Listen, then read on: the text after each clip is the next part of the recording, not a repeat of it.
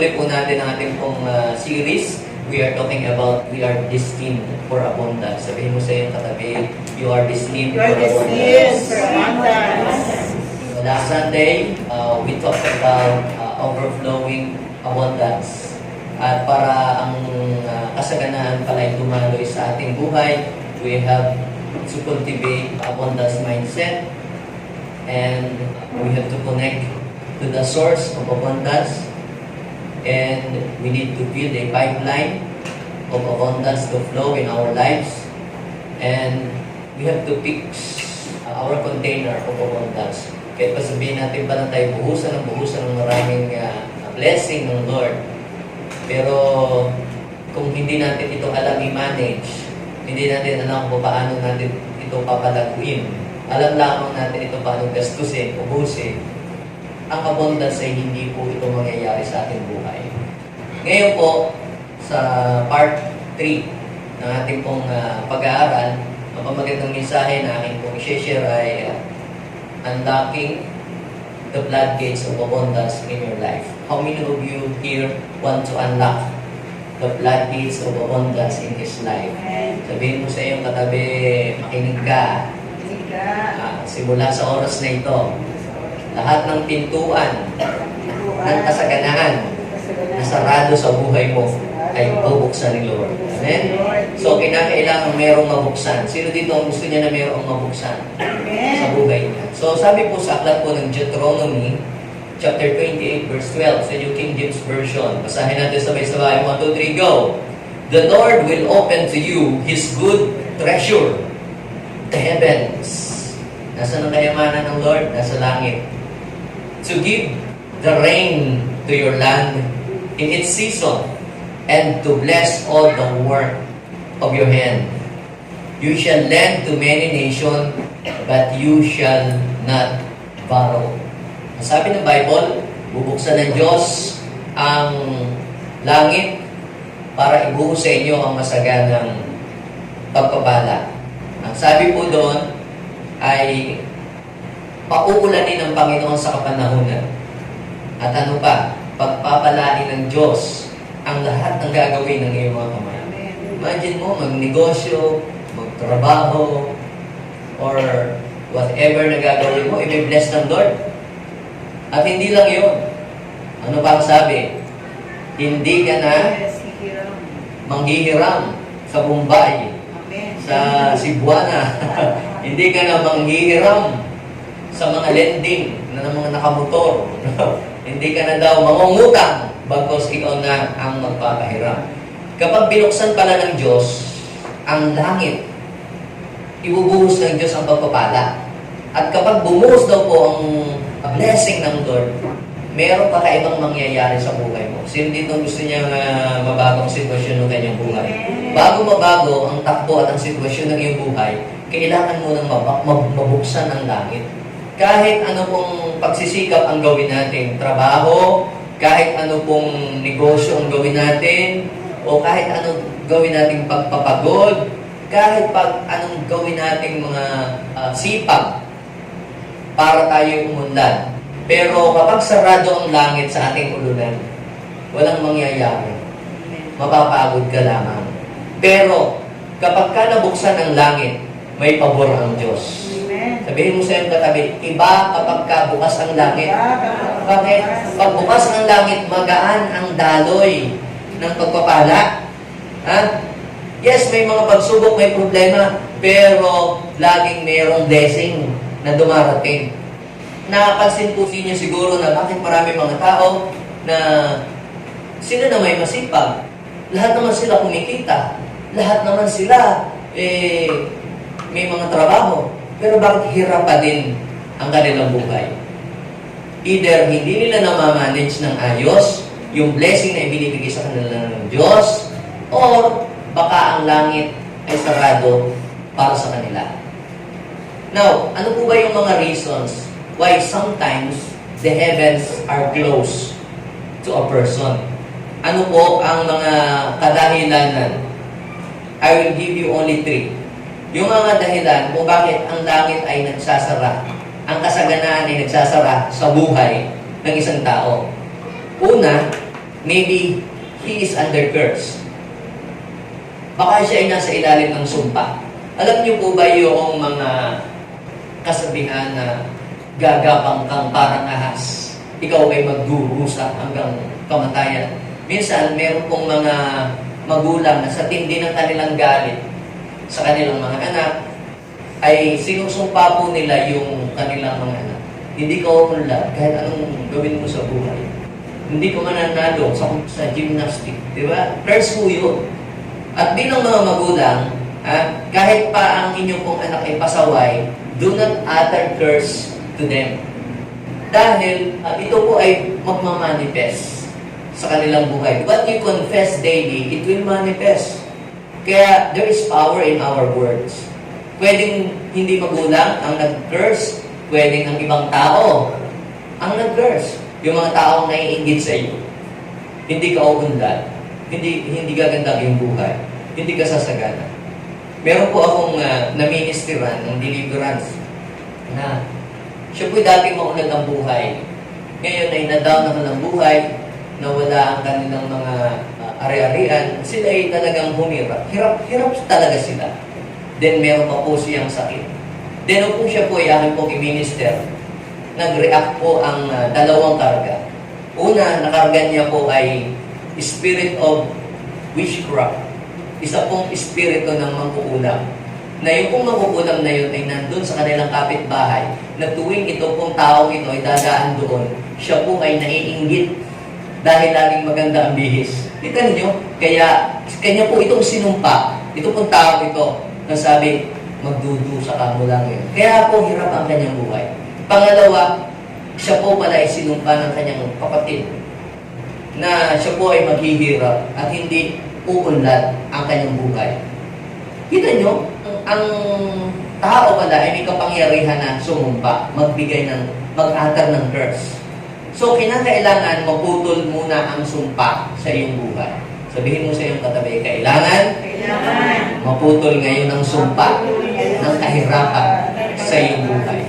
Now, sa Genesis chapter 3, verse 17 hanggang 19, si Adam, mga kapatid, noong pong siya ay sumuway sa Panginoon, mapapansin po ninyo na hindi natuwa ang Diyos at sinumpa niya ang ground.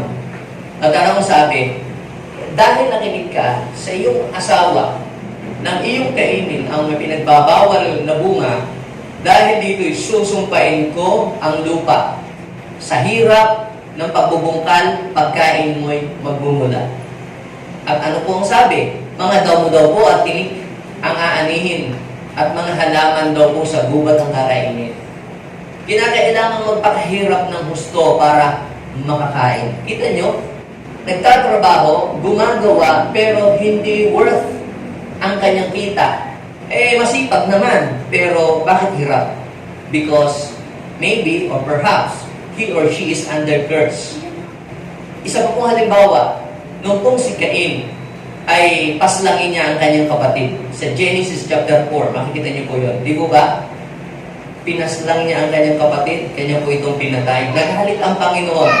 At dahil po doon, ano ang sabi ng Diyos? Sa Genesis 4:11 at saka 12, sinusumpa kita ngayon at hindi mo maaaring bungkalin ang lupa dahil daw po nadanakan ng dugo ng kanyang kapatid na pinaslang. Ang sabi ng verse 12, pansinin niyo to, bungkalin mo man ang lupa upang tamnan, hindi ka mag-aani.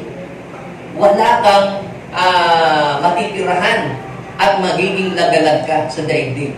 Pansinin niyo to, kapag pala isang tao ay under curse, pwedeng ang Diyos ang nag-curse sa kanya because of his disobedience, or pwedeng ang ibang tao ang nag-curse sa kanya. Pero ito po ang ibig kong sabihin. Kapag pala isang tao ay under curse, ang hirap niyang umangat sa buhay. Ang hirap niyang maging maunlad. Sabihin mo sa iyong katabi, now is the time to break and destroy every curses in our lives. At yan po, yung pong curse na yan ay napuputol, naaalis, nawawala kapag ang isang tao ay nagkaroon ng kaugnayan sa Diyos. Siya ay nakakilala kay Jesus as Lord and Personal Savior, na born again ang kanyang spirit. nagsisi sa kanyang mga kasalanan. Kapag ang isang tao po ay lumapit sa Diyos, at yung buong puso niyang isinuko ang kanyang buhay sa Diyos at tinanggap si Jesus as Lord and Personal Savior, siya po ay pinapatawad ng Diyos sa kanyang mga kasalanan at kasama pong pinuputol ng Diyos kung anumang sumpa na meron sa kanyang buhay. Una yun. Pangalawa, kung alam mo na ikaw ay kinurse pala ng iyong mga magulang at buhay pang iyong mga magulang, eh di ikay lumapit at makipag-ayos at humingi ng tawad. At kung patay na naman, eh di i-renounce mo na lang. Punta ka sa November 1. At sabihin mo na pinuputol mo na ngayon yung sumpa sa pangalan ni Jesus. Kinakailangan na i-renounce yun. At hindi lang yun, kinakailangan din natin i-reverse. Sabihin natin, let us reverse every curses of the devil in our lives.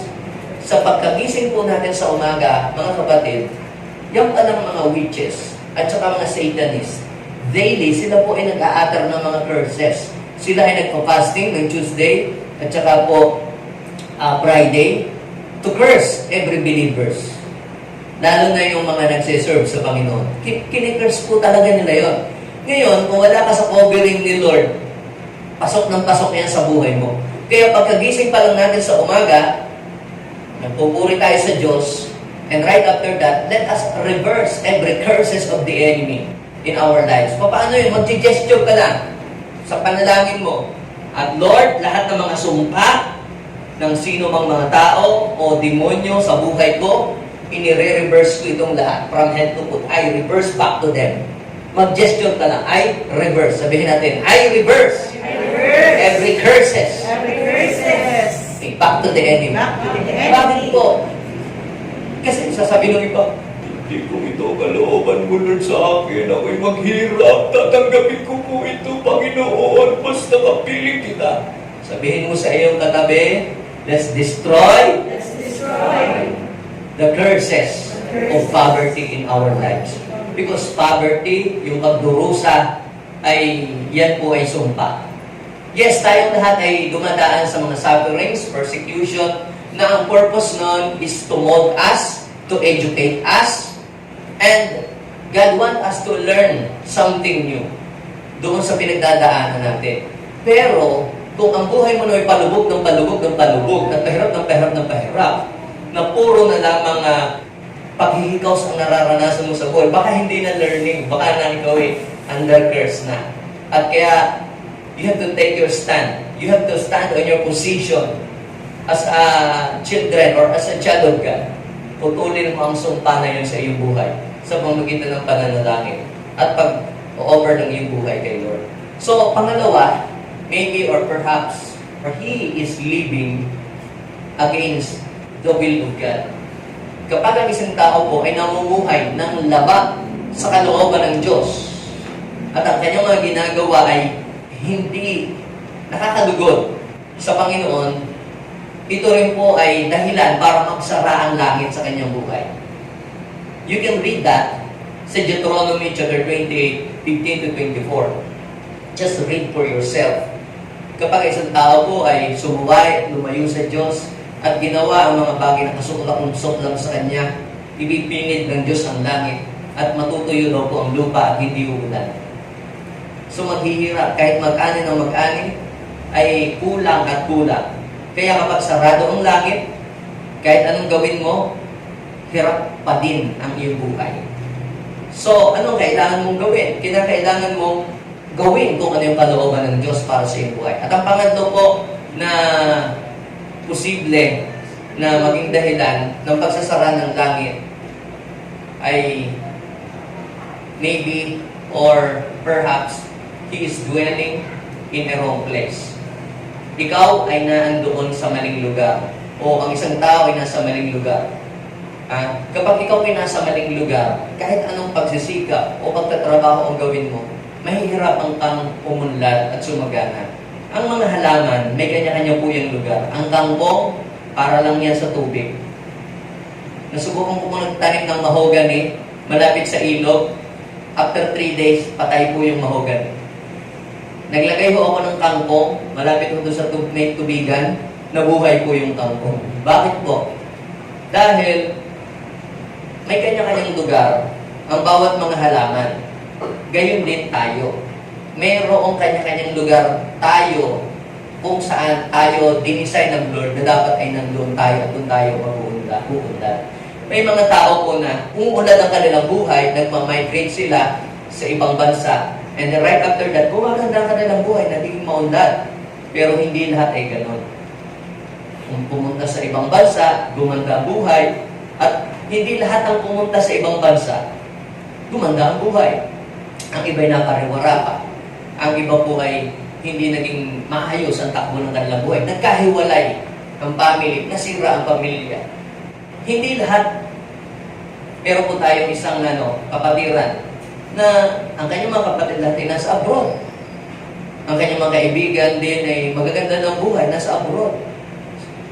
So ano po ang ginawa niya? Siya po ay nag-abroad din. Pero noong po siya ay naandoon, sabi niya, mas malaki pa pala ang kanyang kinikita pag siya nasa Pilipinas. Kaya po anong ginawa niya? Umuwi na lamang po ulit at naglingkod sa Panginoon at kanya pong nilakaran kung ano yung direksyon ng Diyos sa kanyang buhay. And you know what happened to them? To him.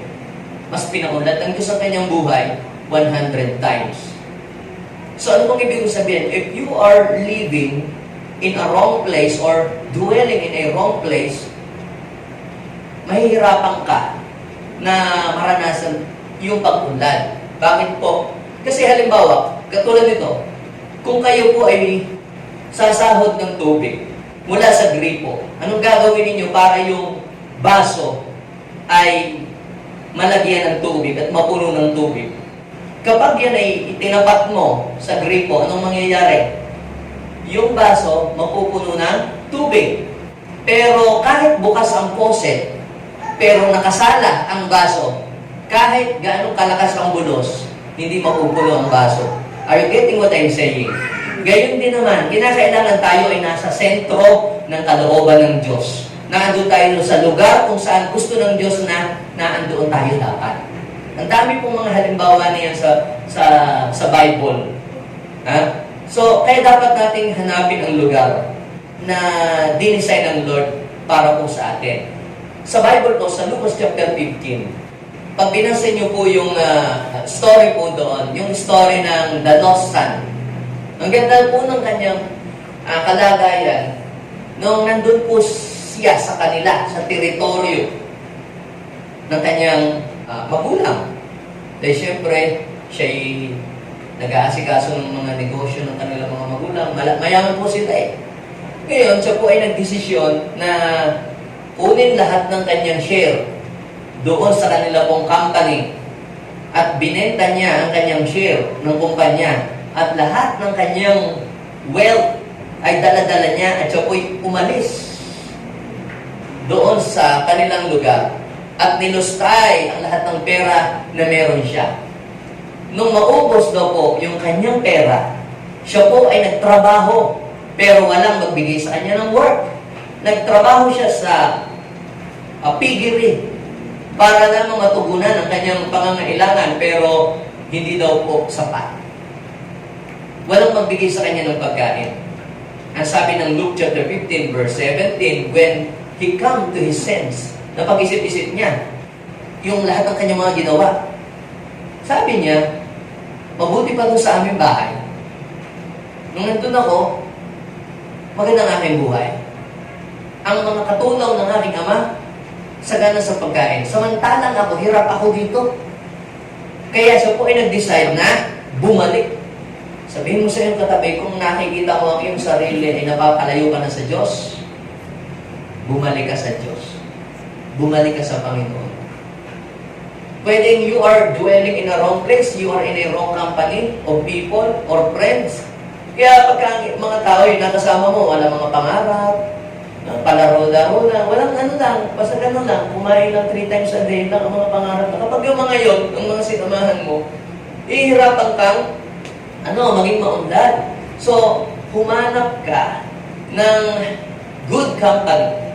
Mga taong may mga pangarap sa buhay. Mga taong ang desire nila sila'y maging maunlad at marating ang kanilang mga pangarap sa buhay. So, nang mapag-isip-isip niya, ang kanya pong ginawa, siya po'y bumalik. At alam niyo, nung bumalik siya, ano ang nangyari? Yung kasaganaan, bumalik din sa kanya. Nakukuha po ninyo? Ang kasaganaan pala, mga kapatid, yan ay mayroong kanya-kanyang lugar. At dapat ay nandoon ka sa tamang lugar. Sabihin mo sa iyong katabi, dapat nandoon ka sa tamang lugar. Kung sa tingin mo yung abroad, yun ang lugar mo, pumunta ka. Pero kung pupunta ka doon, dahil lang sabi ni kapitbahay mo, sabi ni ganito, hindi mo na pag-aralan ang kultura, hindi mo na pag-aralan yung system ng bansa. Bago ka pumunta sa isang bansa, pag-aralan mo ang batas, hindi lang ano, kikitain ko, magkano ba ang sahod. Pag-aralan mo ang kultura, pag-aralan mo ang sistema, ano ang batas ng kanilang gobyerno, ha? Ano ang kanilang mga pangunahing kinabubuhay doon. Hindi lang basta kasusuko doon na wala kang alam. Ha? So, ngayon, kung hindi mo alam ang mga ngayon, huwag kang pumunta doon. Baka sa halip, kayo mapabuti, mapasama lamang ang iyong buhay. So, mga kapatid, yan yung tatlong pangunahing dahilan kung bakit minsan sarado ang langit sa buhay ng isang tao. Now, sa Bible din naman, when you read the whole Bible, meron din po kayong tatlong pangunahing bagay na makikita papaano mabubuksan ang pintuan ng kalangitan para tayo sumagana. How to unlock the floodgates of abundance in our lives. So gusto mo bang ma-unlock ang floodgates of abundance sa iyong buhay? Sinong ayaw?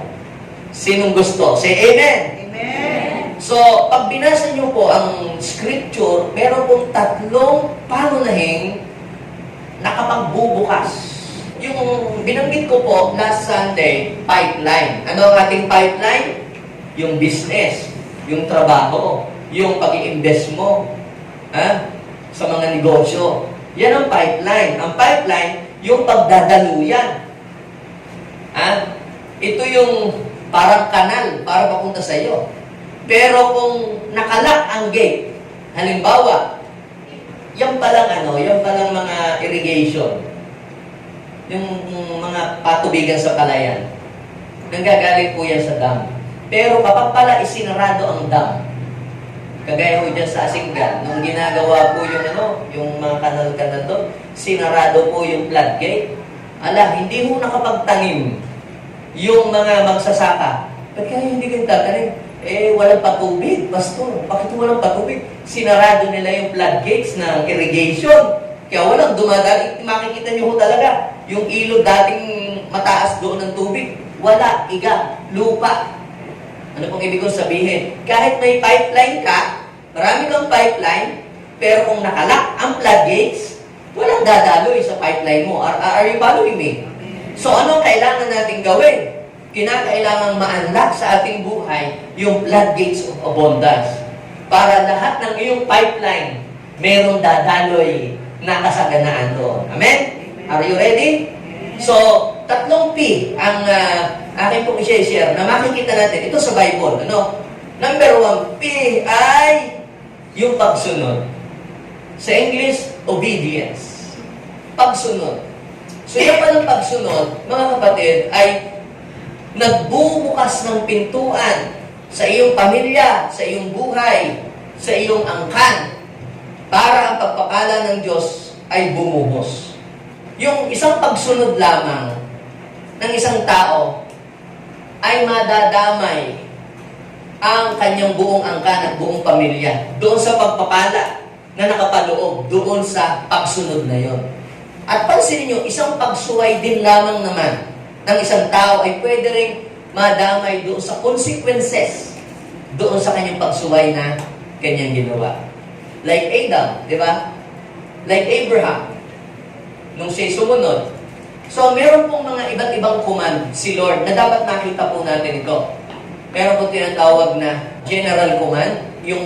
Itong command na ito ay para sa lahat, kahit sino, bata, matanda, mayaman, mahirap, babae, lalaki. You have to obey this command. Kailangan mong sumunod. Meron namang tinatawag na personal command. Yung utos na ito ay hindi para sa lahat. Para lang ito sa individual o para sa kanya lang. pwedeng sa katabi mo, inuutos ito, pinapagawa ito ng Diyos, pero sa iyo hindi. At meron naman tinatawag na specific command. Merong instruction na gagawin mo and then right after that, the blessing will flow in your life. So, ano po ba yung mga general command? Yung 10 Commandments, general command po yun. Huwag kang papatay, huwag kang magnanakaw, huwag kang makikiapid, huwag kang mag-iimbot, igalang mo ang araw ng pamamahinga. Yun ay general para sa lahat ng tao yung kahit sinong tao. Yan po ay utos ng Diyos para sa lahat. Bata ka man o matanda, walang exemption. We have to obey. Huwag kang magnanakaw, huwag kang gagawa ng matarayang timbangan. Lahat po yun para po sa lahat. Sabi po sa Deuteronomy chapter 28 verse 2 to 8, basahin natin. Kung susundin ninyo, general po ito, ang Panginoon na inyong Diyos, mapapasa inyo ang pagpapalang ito, pagpapalain niya ang mga lungsod at mga bukid ninyo. Ito yung mga source ng ating pinagkukunan. Okay? Pagpapalain niya kayo ng maraming anak. Kita ninyo, hindi mababaog. Mga anak. Sabi doon, masaganang ani at maraming hayop. Sabi ng verse 5, pagpapalain niya kayo ng masaganang ani at pagkain, pagpapalain niyo lahat, sabihin natin lahat, ng ginagawa ninyo. Grabe yun. Sabi ng verse 8, pagpapalain ng Panginoon ng ninyong Diyos ang lahat ng ginagawa ninyo at pupunuin ng ani ang mga bodega ninyo. Grabe, ano? Ang inyong bank account, malalampasan. Yung maintaining balance, aapaw. Okay, pagpapalain niya kayo sa lupain ibibigay niya sa inyo. Kita nyo? So, mapapansin natin dito na ang pagsunod pala ay nagbubukas ng pintuan ng abundance sa buhay ng isang tao. Yan po ay general, no? Para po sa lahat yan. Hindi lang yan para sa mga Israelita, para rin sa mga Pilipino, para rin sa mga Amerikano, lahat ng klase ng tao, lipi, wika, general. Okay? Isaiah chapter 1 verse 19, sabi doon ay, kung susunod lang kayo sa akin, anong sabi? Pagpapalain ko kayo. So, ibig sabihin, ang pagsunod, ang nagbubukas ng pintuan ng kasaganaan sa ating buhay. So, dapat ay malaman mo kung anong utos ng Diyos. Yung general command. Baka naman, iyong kinokontra yung mga utos ng Panginoon, hindi mo ginagawa, hindi mo nilalakaran. Kaya kahit ano pagsisikap mo sa buhay, ay hindi sumagana ng iyong buhay. Yung pala ay nasusuway mo kung ano yung mga inuutos ng Panginoon. Ano naman po yung personal command ni Lord? Ito naman ay para sa mga taong tinawag ng Panginoon sa iba't ibang larangan. May mga taong tinawag ng Diyos para mag-business. May mga taong tinawag ng Lord para mag-build ng isang malaking kumpanya. Lahat ba ng tao ay tinawag ng Diyos para mag-build ng company? Imagine nyo kung lahat ng tao ay tinawag para mag-build ng company, lahat tayo may kumpanya. Sino ang magiging mga empleyado? Di ba wala? So meron talagang mga taong tinawag para doon. May mga tao naman tinawag para mag-business. Meron naman mga taong tinawag para mag-full time sa ministry. Ang tawag po dyan ay personal command. Like Abraham, sabi po dito, sa Genesis chapter 12, verse 1 hanggang 3, si Abraham po ay tinawag ng Diyos na sabi ng Panginoon sa kanya, iwanan mo ang iyong ama, tirahan ng iyong ina, mga kamag-anak, at pumunta ka doon sa lugar na ituturo ko sa iyo, pagpapalain kita, padadamihin ko ang iyong lahi. Ang sino mang magpala sa iyo, ipagpapalain ko. Ang sino mang sumumpa sa iyo, susumpain ko.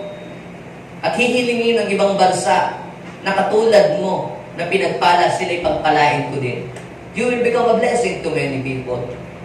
That time, si Abraham po ay 75 years old. Nung siya po ay inutusan ng Panginoon na umalis sa kanyang lugar. Pero hindi po lahat inuutusan ng Panginoong umalis sa kanilang lugar. Kita nyo, kay Abraham, ang command ng Lord sa kanya ay iwanan ang Kanaan. Kay Isaac, sa Genesis 26 verse 1 and 3, stay here. Do not go to Canaan. Do not go to other places. Stay here and I will bless you. So, magkaiba. So, kailangan po ma-discover natin, ano ba yung personal command ni Lord para sa akin? Sabi ba ng Lord sa akin, ako ay mag-abroad? O sabi lang ng nanay ko, mag-abroad ako kasi wala akong magawa sa bahay, naglalaro lang. Or, yumaman siya sa pag-online selling, mag-online selling din ako bukas. Tapos nung nag-online selling ka, isa lang ang nanonood, misis mo lang. Tsaka biyanan pala. Paano ka mabibilihan mo? Walang nanonood pala sa iyo. Hindi po lahat ay pare-parehas ang ipinapagawa sa atin ng Lord.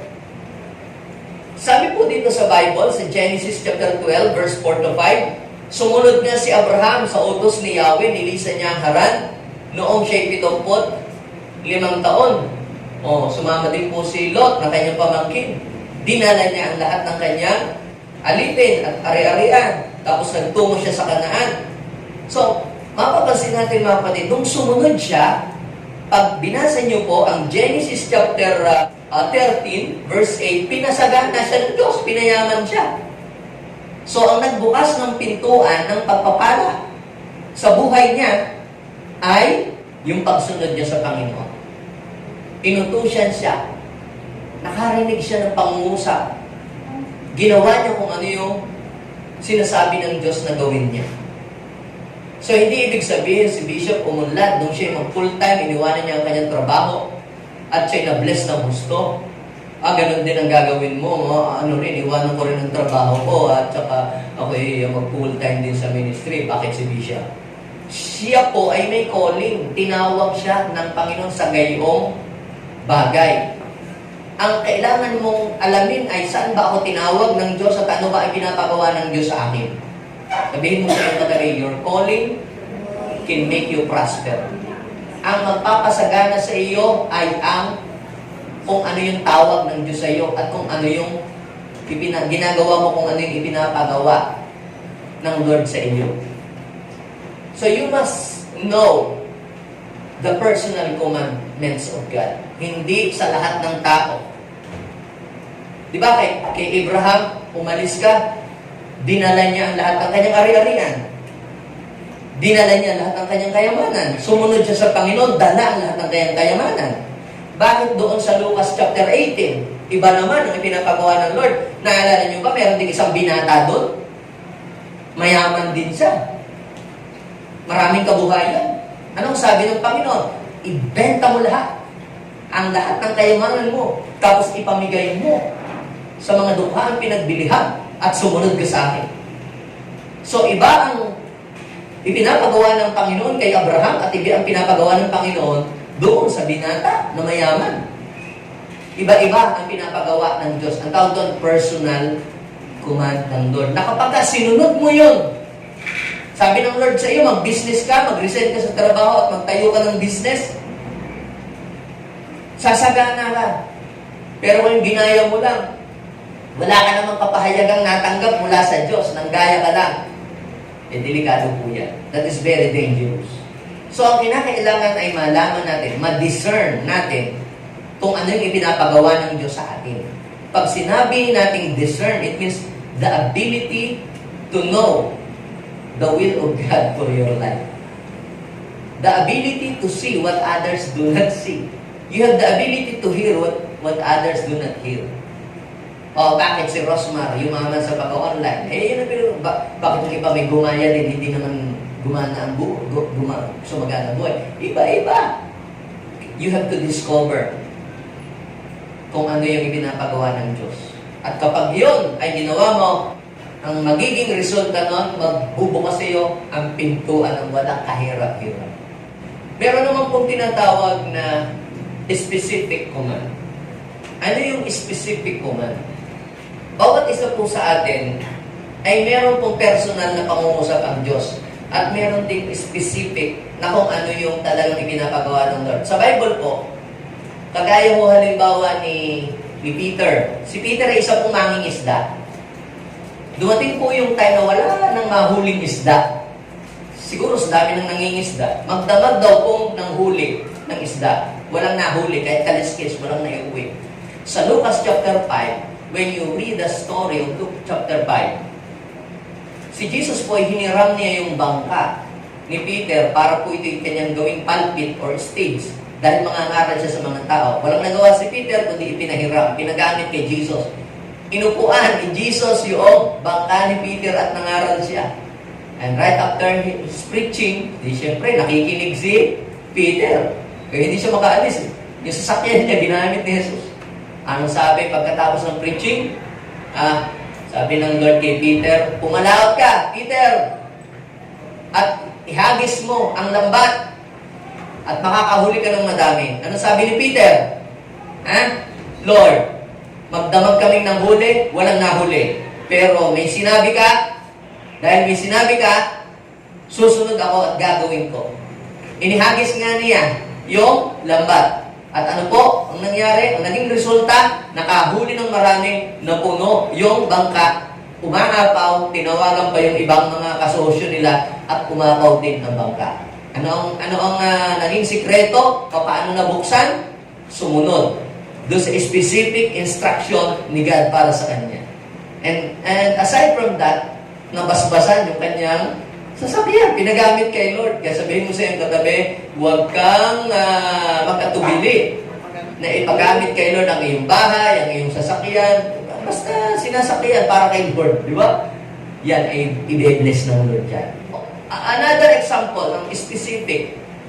Naalala niyo ba si Peter sa Matthew chapter 17? Walang pambayad ng tax. Ano uli ang sabi sa kanya ng Lord? Peter, ganito ang gawin mo. Kumuha ka ng pangbingwit. Pagkatapos, ihagis mo sa lawa. At anong kasunod? Yung unang isda na mahuhuli mo, buksan mo ang bibig. May pera yun. At kunin mo at ibang bayad sa buwis. Nating dalawa. Imagine nyo mga kapatid, kapag sumunod pala tayo doon sa specific instruction ng Lord, may narinig tayo kay Lord. Minsan, dadalhin ka ng Lord sa isang place, ilalagay ng Lord sa iyong puso kung anong gagawin mo, ilalagay sa heart mo, yung taong kakausapin, at kapag ginawa mo, ang magiging resulta nun, mabubuksan ang pintuan ng langit ng kasaganan sa iyong buhay. Another example, sa John chapter 21, verse 6, nangisda ng magdamag, si Peter uli ito. Nasabi ng Lord, may huli ba kayo? Wala daw. Nasabi ng Panginoon, ihagis mo ang lambat. Saan? Ihulog sa kanan. At inihulog nga po yung lambat sa gawing kanan ng bangka. Kasi kaliwete yata si Peter, kaya wala mahuli. Kaya palitan mo, ibahin mo naman ng strategy. Sa kanan mo naman ihulog. Alam niyo minsan, meron po tayong mga ginagawa na walang resulta. It's about time to change our strategy. Baka kailangan mong palitan yung ginagawa. If you are doing the same thing over and over at walang resulta, you have to change what you are doing to experience different result or another result. So anong ginawa? Nung ihagis yung lambat, nung hinila, kasi merong sinabi si Lord, hoy, ihagis daw sa kanan. Mamaya, pupunta ako sa ilog at maghahagis din ako pa kanan. Wala kang mahuhuli, puro basura. Ibang sinabi ng Lord kay Peter at ibang sinabi ng Lord sa iyo. Yung pala sabi ng Lord sa iyo, pumunta ka doon sa kabilang barangay, maghanap ka ng kliyente. Iba pala sinasabi sa iyo ni Lord. O kausapin mo yung mga leader doon sa inyong barangay. So, iba-iba. Merong instruction. Di ba, may ilalagay sa inyong puso. Minsan may mga tao ipapakausap kayo. Halimbawa, kayo ay nagbi-business. Biglang merong ilalagay sa inyong isip ang Lord na kausapin ninyong tao. Di ba? Sino nakaka-experience yung gano'n? Bebentahan ko siya ng product. Gagawin ko siya reseller. Inaano ko ng Lord. Idadirect ka. Ang tawag doon is specific. Para sa iyo lang. Hindi para sa lahat. Kaya dapat nating maintindihan, mga kapatid, na hindi lahat ng inio-offer na negosyo sa inyo, nung sabing siya daw kumita at yumaman, tatanggapin niyo agad karaka-raka. Ano mong gawin? Pag-aralan mo kung yan ba'y command din ng Lord para sa iyo. Baka sa Kanya lang. Baka sa Kanya umepekto, ba't siya yumaman, ba't siya umunad? Baka yun ay specific command ng Lord para sa Kanya. Pero baka sa iyo ay hindi. Pero, hindi naman masamang pag-aaralan at mag-analyze. Are you with me? Una, pagsunod. Malaman mo dapat yung general command, yung personal command ni Lord, at yung specific command. So, ang pangalawang susi ng abundance na makikita po natin sa Bible ay pangalawang P, paglilingkod. Basahin nyo yan. Sa buong Bible, makikita nyo lahat. Laging yung makakasalubong ang pagsiserve. Una yung pagsunod. Lagi nyo may encounter yung pagsunod. Sa pagsunod, nabubuksan. Pangalawa, sa paglilingkod, nabubuksan din.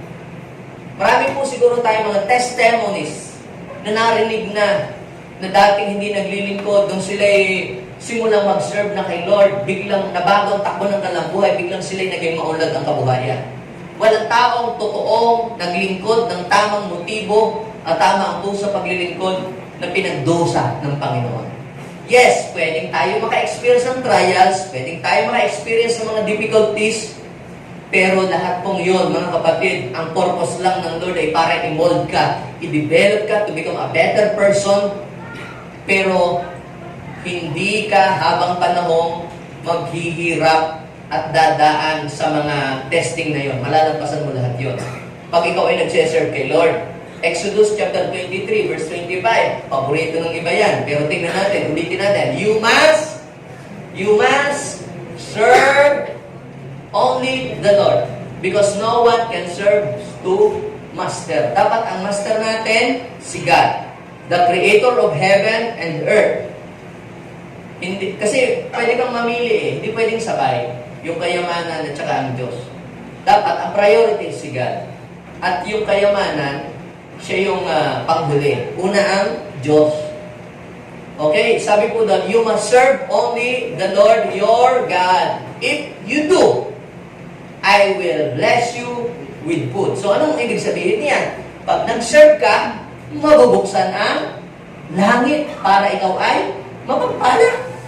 Pag sinabi paglilingkod, ginagamit mo ang iyong talent, ginagamit mo ang iyong ability para ikaw ay makatulong sa gawain ng Panginoon. Ikaw ba ay nagsiserve kay Lord? Ilalayo ka din daw ng Panginoon sa mga illness. Ilalayo ka rin ng Panginoon sa mga sakit at karamdaman. I will protect you from illness.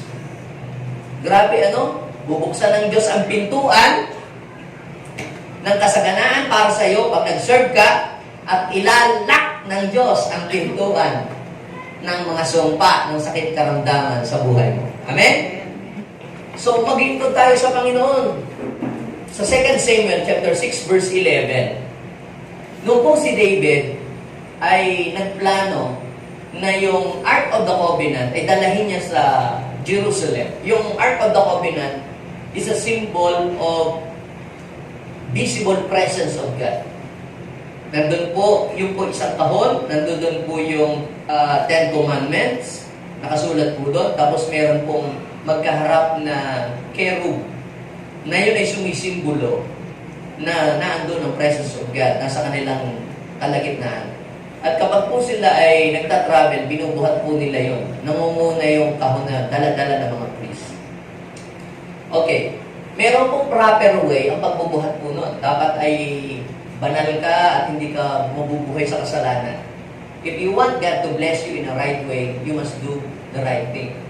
Siyempre, pagka ang source mo si God, ang source mo ng pagpapala ay ang Diyos, ang pinili mong source, dapat mamumuhay ka sa kabanalan. Gagawin mo nakakalagod sa Kanya. Yun. Kung si Satanas ang source mo, edi mo pakasama ka, gumawa ka ng illegal. Manakit ka ng kapwa. Pero ang ating real source is si God. So, ngayon, ito po ang nangyari. Yung binubuhat, ang Ark of the Covenant kasi napabayaan ng time ni Saul, kaya nanakaw ng mga kaaway. So, iuuwi sa Jerusalem, hindi po proper ang paghahandle. Noong pong matapilok yung baka, hindi naman dapat baka ang nagbubuhat doon eh. Ngayon, sinalo nung isang tauhan ni David na si Perez Yuza, matutumba kasi yung ark babagsak sa lupa. Nung kanya pong nahawakan yun, nag-ground. High voltage pala yung Ark of the Covenant. Biglang, immediately, patay agad. Si Perez Yusa. So, natakot si David.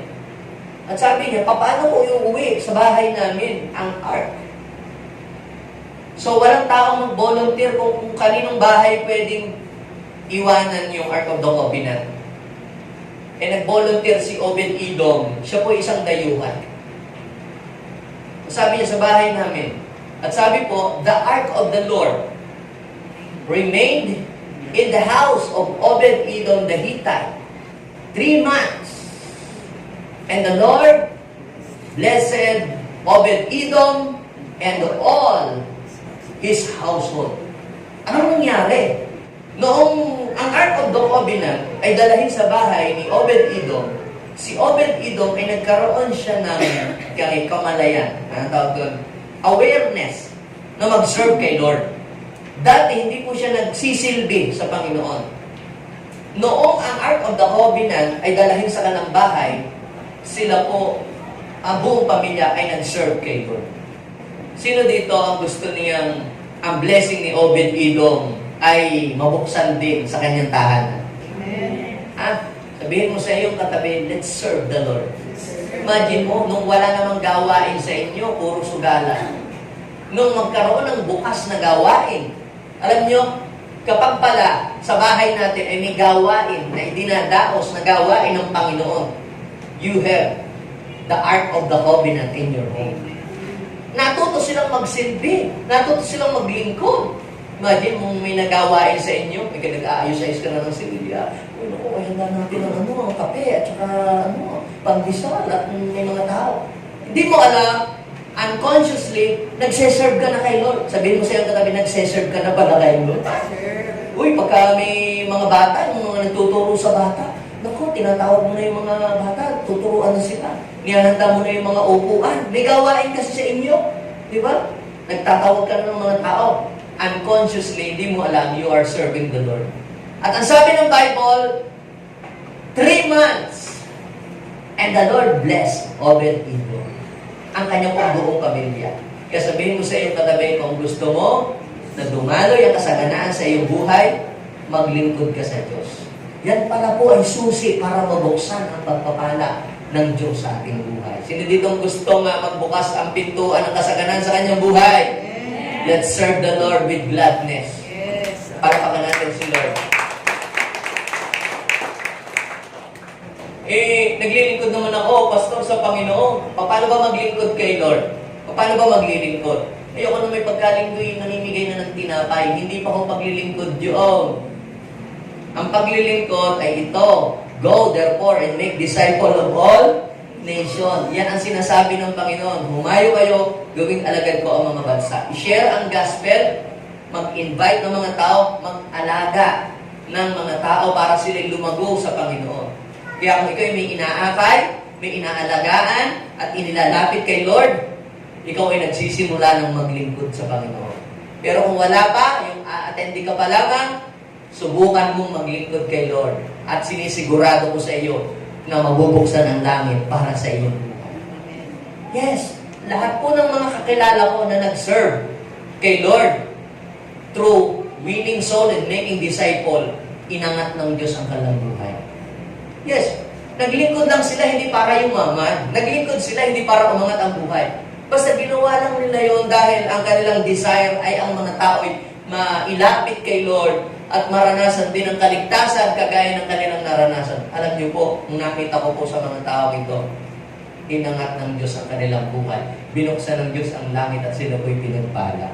Kaya sabihin mo sa iyong katabi, ang paglilingkod kay Lord ay susi para mabuksan ang pintuan ng kasaganaan sa iyong buhay. Sabihin natin, let's serve the Lord. Let's serve the Lord. Nagseserve naman ako kay Lord, Pastor. Ba't gano'n? Ang dami kong problema, ang dami kong mga pagsubok. Sabihin mo sa iyong katabi, kapag may pagsubok ka, at may kagipitang pinagdadaanan, you are just one step to your abundance. Yes. Tingnan ninyo, Mark chapter 10, verse 29 and 30. Anong sabi ni Jesus? So Jesus answered and said, assuredly, I say to you, there is no one who has left house or brother, or sister, or father, or mother, or wife, or children, or lands, for my sake and the gospel, who will not receive 100-fold now Amen. in this time. Eh, hindi mo magawa ng iba yan. Palapakan muna natin sila. Tulong ka naman, kapatid, sa gawain ni Lord. Paggamit mo naman ng ibo, Pastor, walang mag-aalaga ng aso namin, walang magbabantay, walang magbabantay ng bahay, hindi ako makaalis, walang magbabantay sa aking lolo, sa aking ina. Di ba yan minsan ang katawiran ng iba, kaya hindi makadalo sa mga gawain? Pero anong sabi ng Lord? Mark chapter 10 verse 29, wala daw nag-iwan ng kanilang bahay, ng kanilang mga lupa, ng kanilang magulang, for the sake of the gospel. Di ba ang sabi? Ha? For my sake and the gospels, who shall not receive 100-fold? Now. Eh, Pastor, pagdating natin sa langit, hindi. Sabi ay now. Sabihin natin, now in this time. 100-fold now in this time. Ibig sabihin, buhay ka pa, mararanasan mo ang pagpapala at ang kasaganaan pag naglingkod pala ikaw kay Lord. At iba pa yung sinasabing gantimpala rin sa langit. And in the age to come, pag nasa langit ka na, Eternal life. eternal life. Iba pa rin yun. Yes. Merong blessing na dito sa lupa at meron din blessing din sa langit. House, brothers, and sisters, and mothers, children, lands, may sabing, land eh, with persecution. O, syempre, may pagsubok. There is no shortcut into abundance. Sabihin mo sa iyo, katabi, there is no shortcut. There is no shortcut. Sabihin mo sa iyo, katabi, there is no shortcut. There is no shortcut. Lahat pagdadaanan natin. Dating na lang. Bakit? Para tayo matuto, tumibay, tumatag, lumalim. Pero pag dumating ang abundance, hindi ka hihiwalay at hindi ka lalayo kay Lord. Amen? And last, ano yung unang susi? Pagsunod, pangalawa ay paglilingkod, at ang pangatlong P ay pagbibigay. Nasubukan nyo na po ba, mga kapatid, na kayo po ay magbigay? Nasubukan na po kayo ninyo bang kayo ay magbigay? Amen. Ha? Hindi nyo na kailangan. Diba? Uy, mapapanis na itong pansip. Mga siguro 3 minutes na lang. Ibigay mo na sa kapitbahay. Dalahin na natin kay Pastor. Apo. Hindi ganon. Yung nagbibigay ka na may value sa'yo. Ha? Kasi kung ano yung binibigay mo, baka maraming panis na pansit ang darating sa'yo. Huwag naman ganon. No? So, marami po tayo mga testimonies na rin na narinig na nung pong sila'y magbigay, ang daming mga pagpapala, dumating sa kanilang buhay, umunlad sila. Actually, may nabuksan yung kasaganaan sa buhay nila. So, ano-ano po ba yung pagbibigay? Pagbibigay ng tulong sa iyong kapwa. Nasubukan niyo na po bang magbigay sa inyong kapwa? Ikaw ay nagbibigay nang wala kang hinihintay na namang kapalit. Real giving is you are giving something to others without expecting something in return.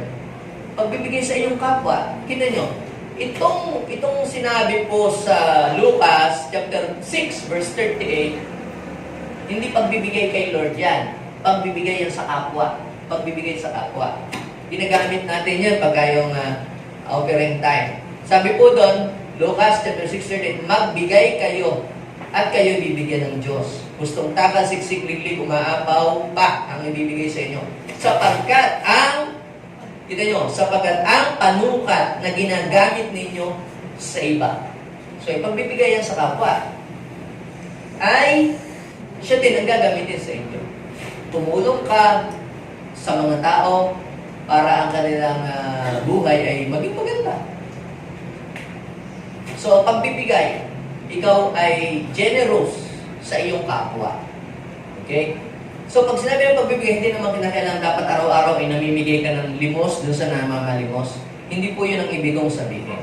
Ibig sabihin, si Lord ay mangungusap sa iyo kung sino ang talagang mga tao na karapat-dapat mong bigyan ng tulong. hindi naman yung lahat ng namamalimos din sa paligid, bibigyan mo.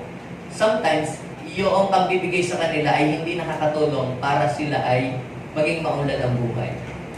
Kapag ang isa daw pong tao ay nangangailangan ng isda, huwag bigyan ng isda. Bigyan mo minsan, okay na yun. Pero mas higit na maganda na ibigay mo ay siya yung tulungan paano matutong manghuli. At kapag siya ay natuto, pag siya ay nangangailangan ng isda, hindi na siya lalapit sa iyo para manghingi, kundi pupunta na siya sa lake para mangisda. Now, aside from giving to others,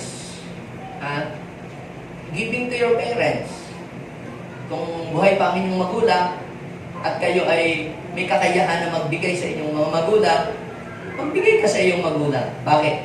Yan palang pagbibigay, parang pagtatanim yan. Ikaw ay nagtatanim. Ang meron tayo, yan man ay money, yan man ay talent, yan man ay ideas. Yan po ay seed na kailangan mong itanim sa tamang lugar. Kapag ikaw ay nagbibigay sa iyong magulang, ikaw ay nagtatanim. And your parents will bless you more. I-release sa iyo ang pagpapala. Pasaganahin ka, aking anak, ng Diyos na may lalang ng langit at lupa. Pag i-bless mo ang iyong parents, ay mananalangin para sa iyo na mabuksan ang langit. Kagaya po ng ginawa ni Jacob sa kanyang mga anak. Na 12, lahat po yun, ni-release niya ang blessing. Kagaya ng ginawa ni Isaac kanino? Kay Jacob. Nung binigyan ng pagkain ni Jacob ang kanyang tatay, pagkakain ng kanyang tatay, anong ginawa ni Isaac? Ini-release sa kanya ang blessing. So, kita ninyo, ang pagbibigay, yan man ay sa kapwa, yan man ay sa magulang, ay nagbubukas ng pintuan. Yan ay susi para mabuksan ang pagpapala. At ang pangatlong klase ng pagbibigay ay yung pagbibigay para sa Panginoon. Pagbibigay para sa gawain ng Panginoon. So, basahin natin. Proverbs chapter 11 verse 24. Yan. Ang taong mapagbigay, lalong yumayaman. Ngunit, ang tikom na kamay ay naghihirap.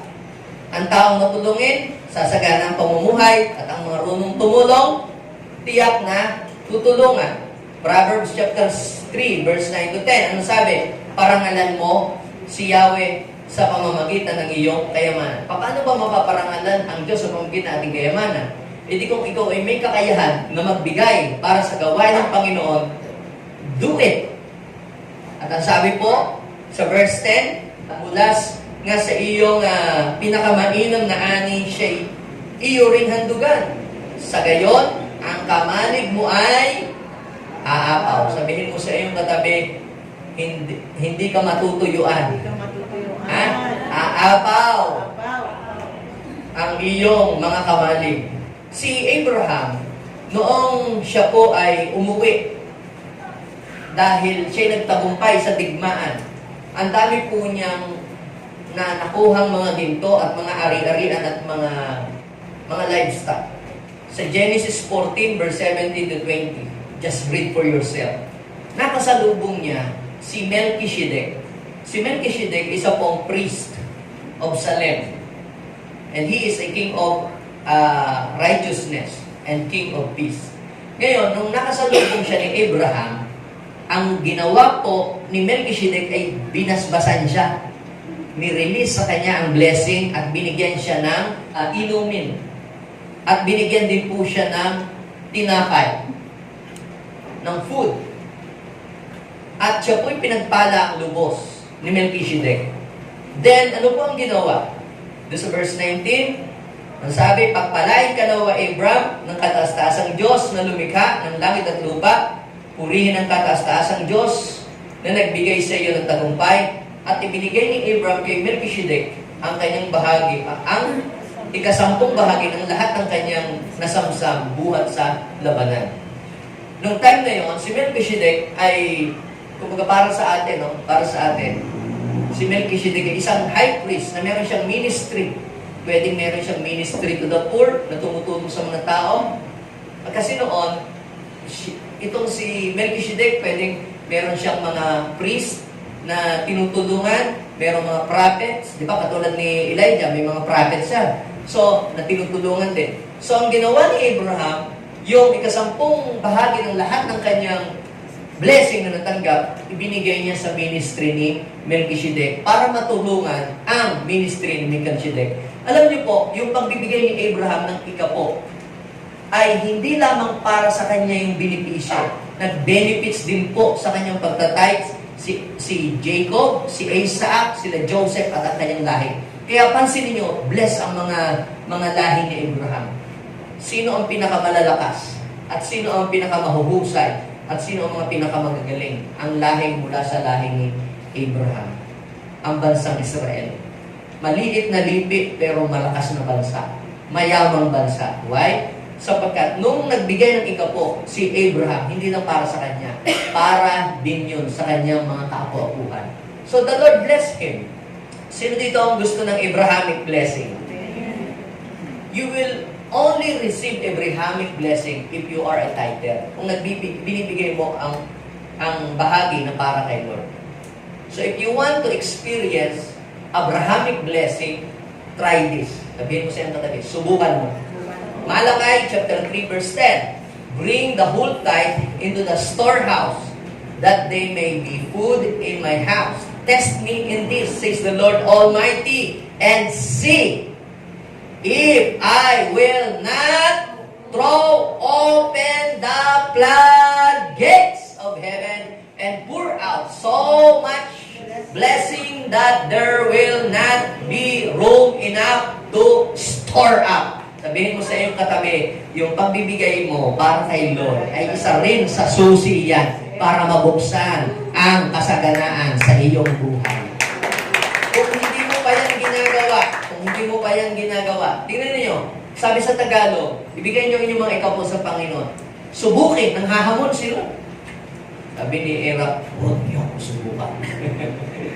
Sabi ni Lord, kasi alam niyo si Lord through the Holy Scripture, sabi, huwag mong subukin ang Panginoon mong Diyos, di ba?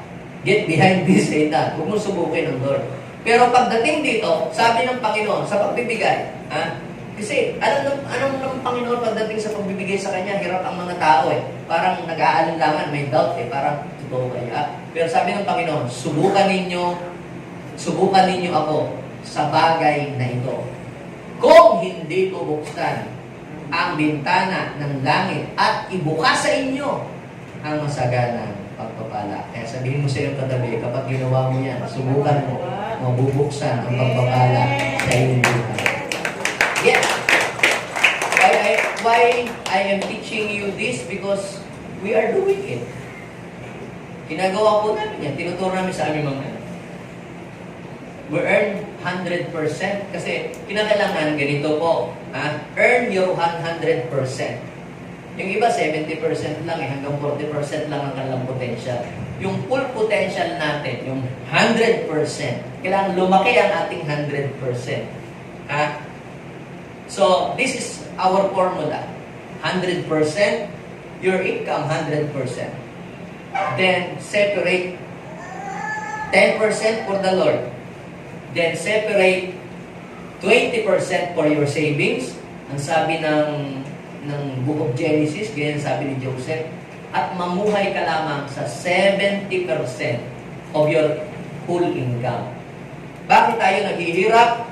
It is because we earn 100%, pero we spend 150 or 160%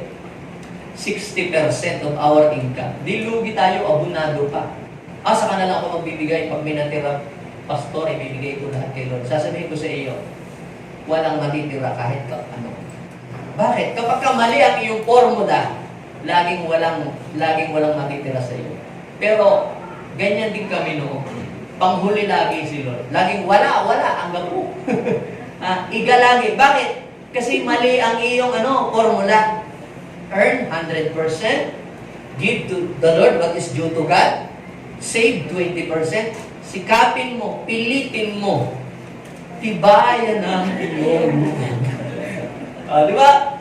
na mamuhay ka na hanggang 70% lang. Hanggang doon lang ako. Hanggang doon lang ako sa 70%. At pag yan ay ginawa mo, mapapansin mo, kahit hindi ka pala nag-a-abroad, makakabili ka ng bahay, makakabili ka ng lupa, makakabili ka ng sasakyan. Kasi bakit di tayo makabili? Eh kasi 150 ng ang ating pamumuhay. Eh samantalang we earn only 20%. Di ba? Kaya tayo hirap. So anong kailangan natin gawin? Unti-unti. Kung hindi tayo sanay doon, kasi 100% income, 100 din ang gastos, minsan 110 pa, mag-adjust tayo. Unti-unti.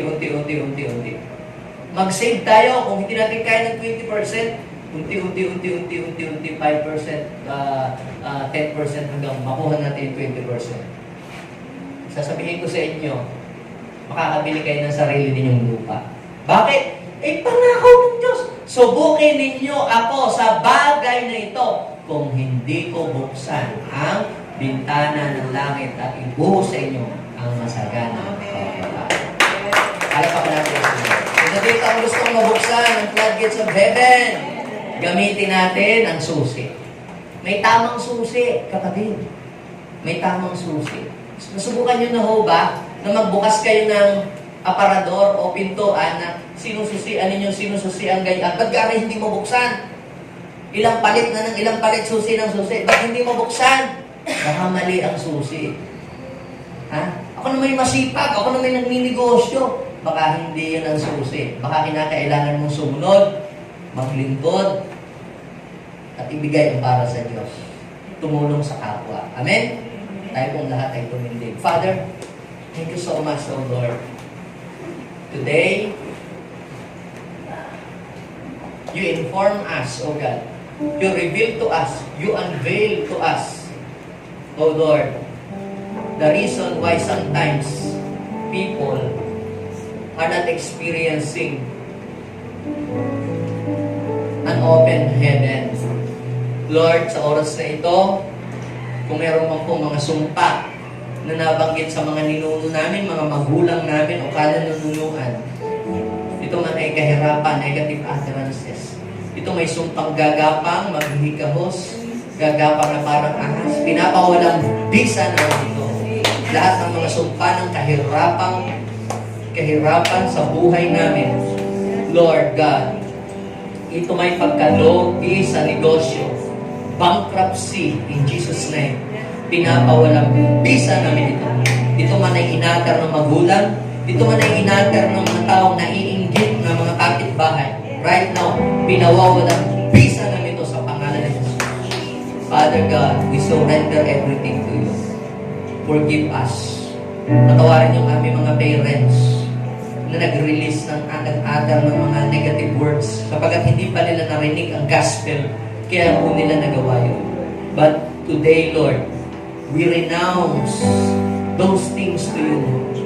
Linisin ang iyong banal na dugo. God, I pray, kung meron man pong mga sumpa na nakatago sa buhay ng mga tao para hindi umulan ang kanilang buhay. Ngayon, in Jesus' name, we destroy, we break the cycle of bankruptcy, poverty, and sickness in Jesus' name. And Lord, help us to live in the center of your will, O Lord, and bring us into our place, into the right place. Susunod kami, Panginoon, sa inyong mga salita. Magse-serve kami sa inyo. We will give to you what is due to you, Lord. At mamumuhay lamang kami, Panginoon, ng tama. God, I pray, mag-manifest sa iyong mga anak ang iyong salita. Hindi ka po sinungaling. Lahat ng words na aking i-release ay hindi akin. This is your word. And you are obligated, if you are God, you are obligated to prove what you said. Your word is true. Your word is powerful. In Jesus' name. God, lahat ng Gen A1 people, mga bago man o matatagal nang uma-attend dito, Lord, ina-unlock namin ang pintuan ng kasaganan at dumaloy sa lahat ng pamilya na nandirito, na dumadalo, naglilingkod, sumusunod, nagbibigay sa inyong kaharian. Tuparin mo ang iyong salita. Ang iyong salita, ang iyong pangako, mangyari sa mga sumusunod, naglilingkod, at mga nagbibigay sa inyong gawain. Lahat ang nagbibigay ng kanilang mga tulong sa gawain para lumaganap ang salita ng Diyos, maging ang mga nagbibigay para sa iyong templo, para na ipatayo ang iyong templo. Bless them, O God. Sila nagiging kabahagi, Panginoon Lord, sa iyong pagpapalaganap ng iyong kaharian dito sa lupa. Bless the works of their hands. In Jesus' name. Pwede bang tayo manalangin, ilagay natin ating kamay sa ating puso, sabihin natin, Panginoong Jesus, maraming salamat po sa oras na ito. Dahil ang iyong mga salita ay pinabatid mo sa akin. Salamat po. Tinatanggap ko ngayon ang susi para mabuksan ang kasaganaan sa aking buhay. Maghari ka sa aking buhay ngayon at magpakailanman. In Jesus' name. Amen. Ako lang magpe-pray. Bless your people, O God, today. Hayaan mo po na sa araw na ito, punuin mo ng excitement ang kanilang mga puso sa mga nakitang bagay na gagawin mo sa kanilang buhay. In Jesus' name. Amen and amen.